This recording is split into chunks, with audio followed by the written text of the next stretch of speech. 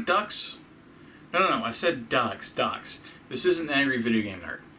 You know, Dux, like Donald Duck, the Disney character who appeared in several Genesis games like World of Illusion or Quackshot. And of course later on in the Kingdom Hearts series, which I will never be reviewing on Zilog and Moto, not because it's post-16-bit era, although that's part of it, but because the storyline gives me an aneurysm anytime I try to think about it. Fever dreams are generally considered to be bad things, people. Or maybe you like Daffy Duck, permanent second banana to Bugs Bunny. If you're from the US, you might not realize it, but Daffy Duck was in a game on both the Mega Drive and Master System called Daffy Duck in Hollywood that was a European exclusive. We'll get to both of those later on, although from what I've read, those may not be pleasant reviews. Or there's my favorite, Howard the Duck. Howard, if you're not familiar, is a duck detective that enjoys more adult proclivities from Marvel Comics that even had his own movie long before the Marvel Cinematic Universe was a thing. Look, the 80s were a weird time, man. Howard, however, never appeared in a game on a Sega platform, but did appear in a game on home computer platforms to go along with the movie. I specifically remember playing the Commodore 64 version and not really understanding what was going on, but that was pretty common for me in the Commodore 64 at the time. However, none of those games or characters are what we're talking about today. Instead, we will be discussing Dynamite Dux. Specifically, its incarnation as a European exclusive Master System release. Dynamite Dux, or Dynamite Dux as the case might be, as the title screen and cover art on certain versions of the game has the U with an umlaut. A few things I don't know here. I don't know why the Master System version had the umlaut removed from the cover art, while it remained intact on other versions. And I'm not sure why it was ever there to begin with, unless it's a bit of a pun and changes Dux, the main characters of the game, to Dukes, as in put up your Dukes, since the game is a beat 'em up, sort of. Dynamite Dux started out as a Sega 16 arcade machine developed internally by AM2 and released in Japan in December of 1988. Ports of the game were released throughout 1989 for the European-based home computers like the Commodore 64, the Amiga, and the Atari ST by Activision, and then Sega released this port for the Master System, about a year after the arcade original. And here's where another batch of questions comes in. Why was this a Master System release when System 16 games better matched the Genesis Mega Drive hardware? Why release it in Europe at all, since the arcade machine was a Japanese exclusive, and why not release it in Japan? Well, I think I can speak to all of those, but what I can tell, Dynamite Dux wasn't very popular in Japan, which is weird because this game screams Japan. And because of that, I can see why the arcade machine stayed there. As to why Activision chose to license it and release it in Europe for the home computer market, I can only assume that since it wasn't a popular arcade title, it was cheap to license. And as to why Sega released it as a Master System exclusive in Europe, well, by 1990, the only place the Master System was still going strong was Europe, as Japan and the US had already moved on.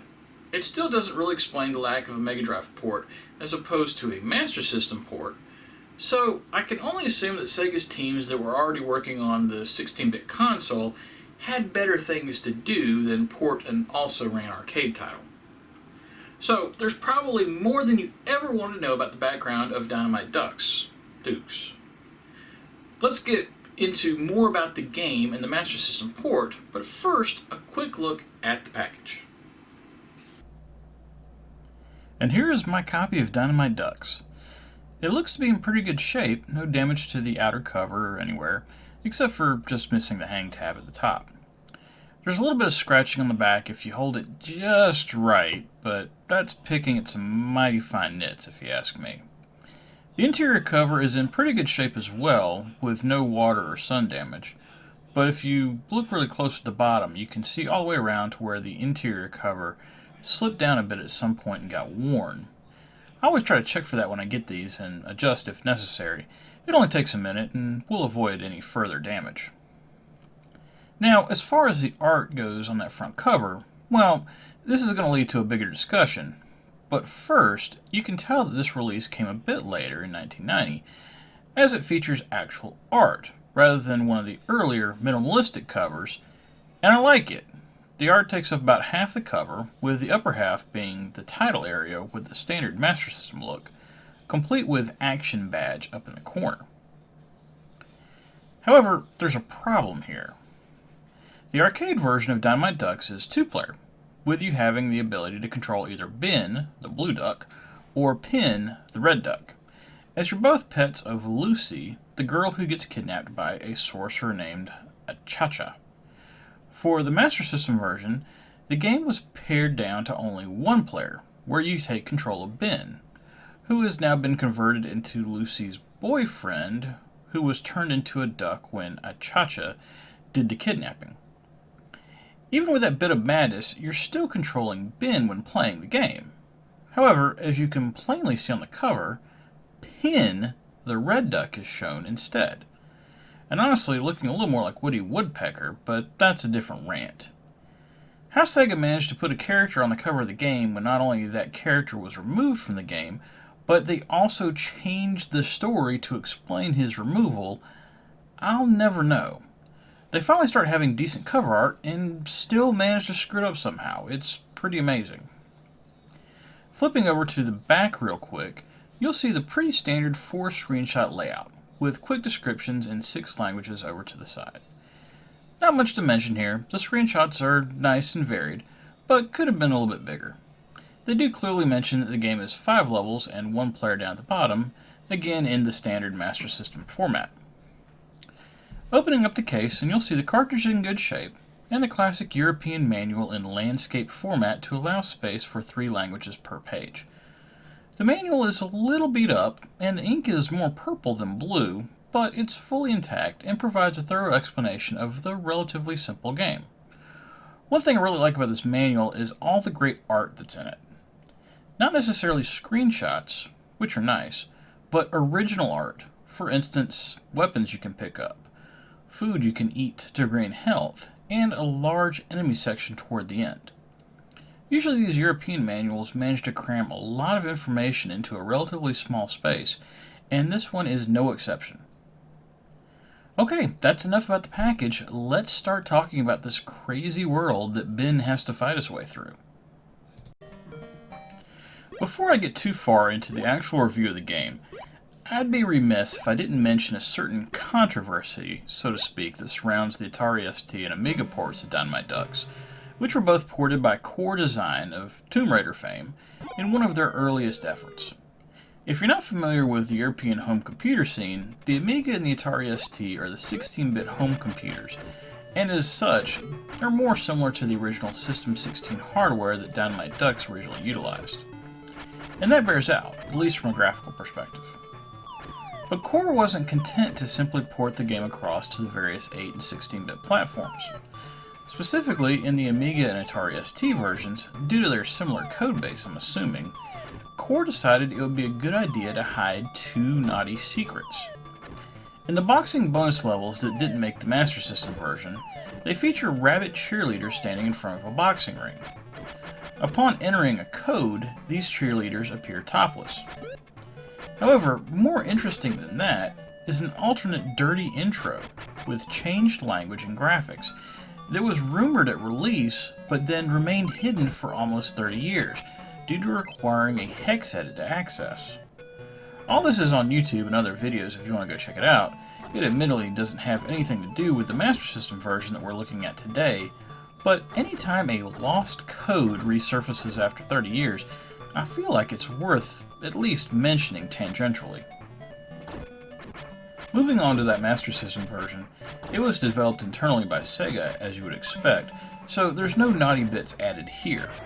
However, with the Master System being a much weaker platform than the System 16 arcade hardware, the question then quickly becomes not what was added to the game in its port, but what was removed to make it fit on the console. As stated earlier, Dynamite Dux started out life as a relatively straightforward 2-player arcade beat-em-up, where you fought and blasted your way through a colorful 6-level jaunt that also had a few bonus boxing scenes thrown in between main levels, where you could take out your aggression on your partner instead of the computer if you so chose. I already mentioned earlier in my rant about the cover of the box that the first compromise was the removal of Pin from the game, and limiting it to a 1-player adventure rather than 2.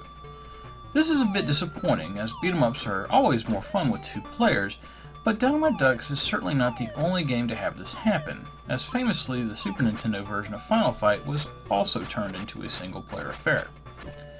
As far as other things that didn't quite make the transition to home, the Master System version only features 5 levels, as opposed to the arcade version 6, with the jungle stage not making the transition, and the boxing bonus levels not coming over as well, which makes sense with the game only being single player. I'm a bit annoyed that the jungle stage was cut, as the game already has issues with length that I'll get to later, but it was purely a cost-cutting measure, with it not fitting onto a 2 MB cart, and not a system limitation. I understand the decision, and maybe the game doesn't get released at all with a higher production cost, but it's still disappointing. However, beyond those 2 things, this port is definitely Dynamite Dux in feel, and not some bastardized effort that only shares the original name. The biggest thing to me that makes Dynamite Dux stand out is its graphical design. It's a highly cartoonish world that lampoons our own, and includes some crazy looking characters, almost like a cartoon come to life. And while the Master System's graphics obviously aren't as impressive as the arcades, it does the job and replicates the same feel to home users. To progress through the game, you must fight many different crazed animals to make it eventually to Achacha, in almost a reverse version of Sonic the Hedgehog. And I would be remiss not to mention that there are definitely some visual similarities between Ben and the Blue Wonder. It's certainly not a direct copy, but there's definitely a shared inspiration that can be seen, and possibly explains why Ben's son Bean later appeared in Sonic Fighters. But that's a whole nother conversation that I'm not going to get into right now. As with its cartoonish basis, the world of Dynamite Dux is incredibly colorful, and the programmers did a great job with getting as much out of the Master System's limited palette as they could. Along with the coloring, enemies are drawn nicely as well, and while there is certainly a step down from their original incarnation, they all accurately reflect on the source material, albeit a bit smaller and with a little less detail. And I also must point out that I'm assuming these enemies are all the creation of Achacha, because otherwise, at very least the Nice Doggy and Sausage Deer are somewhat nightmarish creatures, with both just consisting of heads on bodies with no arms or legs. Between those 2 and the rest of the enemies and bosses, you're certainly up against a motley crew, and the game designers have done a good job of retaining the original game's feel of not fighting the same enemies over and over again, something that many beat-em-ups struggle with. It would have been very easy for the programmers to decide that due to space limitations they were only bringing across a few enemies, but thankfully that's not the case. The level design in the arcade version is another thing that makes the game stand out, and again, it makes me somewhat surprised it wasn't a bigger hit.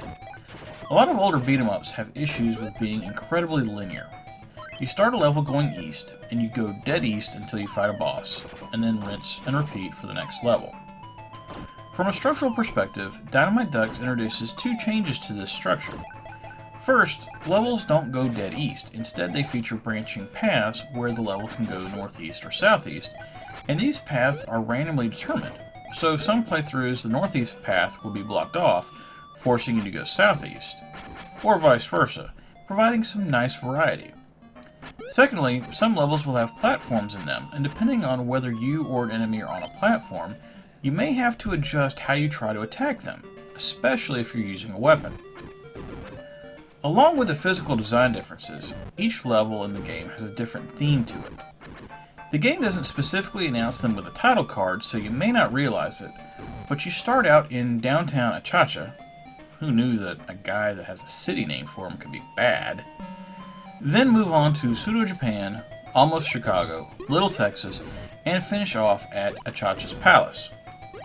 It's a little harder to tell the themes to make the middle 3 levels in the Master System version, but when you know what to look for, it makes sense, with especially Pseudo-Japan seeming a bit Japanese and featuring the Yoko Pig and ninja enemies, and Little Texas having a vaguely Southwest theme and having the Geronimo and Radical Bull foes.